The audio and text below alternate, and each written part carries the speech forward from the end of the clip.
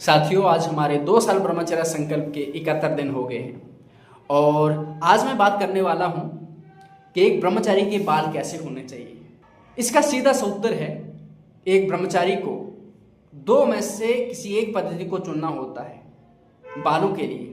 जहाँ तो मेरी तरह इस तरह से पूरे बाल सर के दाढ़ी रख ले, जहाँ तो पूरी तरह मुंडन कर ले। जो बीच वाला होता है, दाढ़ी शेव करना, अच्छे से ये बालों की कटिंग वटिंग सेटिंग करना, उससे क्या होता है, वासना जागृत होती है। उससे हमारी जो एनर्जी कहीं और केंद्रित होनी चाहिए वो इन पर केंद्रित होती है, तो हम मार्ग से भटक जाते हैं। लेकिन जब आप मुंडन करा लेते हैं पूरी तरह से, सर के दाढ़ी के, सिर्फ चुटिया रखी जाती है, तो फिर आप जानते हैं आपकी सुंदरता पर ध्यान नहीं है, तो आपकी चेतना व्यर्थ की चीजों में नहीं जाएगी, वासना जागृत नहीं होगी।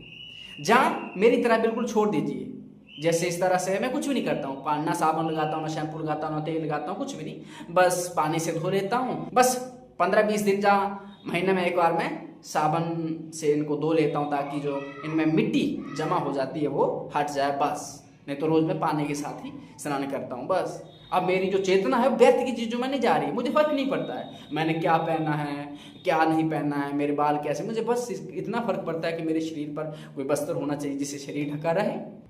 ये तो है साधारण व्यक्ति के लिए जो स्वतंत्र है, मनमौजी है, उसको अपने हिसाब से चीजें करनी है, तो वो 2 में से किसी एक रास्ते को चुन सकता है।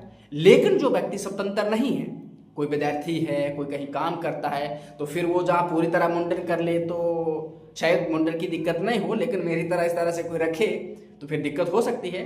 तो फिर आप चिंता मत करिए, फिर आपके जो नियम हैं उस इंस्टीट्यूशन के, जहाँ भी आप काम कर रहे हैं, विद्यार्थी हैं, जहाँ कहीं कुछ भी कर रहे हैं, जो भी वहाँ के नियम हैं उन नियमों के अनुसार ही चलिए। मैं इसका उत्तर इसलिए दे रहा हूँ क्योंकि किसी ने मुझे प्रश्न पूछा था कि क्या करना चाहिए बालों के लिए एक ब्रह्मचारी को, तो मैंने बता दिया। ये 2 नियम इसलिए हैं क्योंकि ब्रह्मचर्य पालन में वासना को कम किया जाता है, वासना को बढ़ाने के लिए काम नहीं किया जाता है। जो व्यक्ति रोज शीशा और रेजर पकड़ के शेव कर रहा है, बालों को बना रहा है, पाउडर लगा रहा है, क्रीम लगा रहा है, मेकअप, जे ना जाने क्या क्या झंझट में पड़ा हुआ है, वो उसका जो ऊर्जा है ना वो व्यर्थ की चीजों में बर्बाद हो जाती है।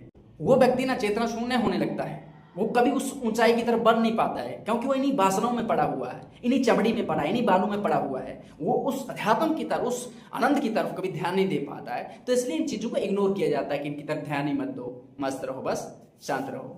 तो जब आप इन चीजों पर ध्यान नहीं देते तो आपकी वासना जो है स्वाभाविक धीरे धीरे कम होती जाएगी, फिर इन चीजों से वो आपको मतलब ही नहीं रहेगा।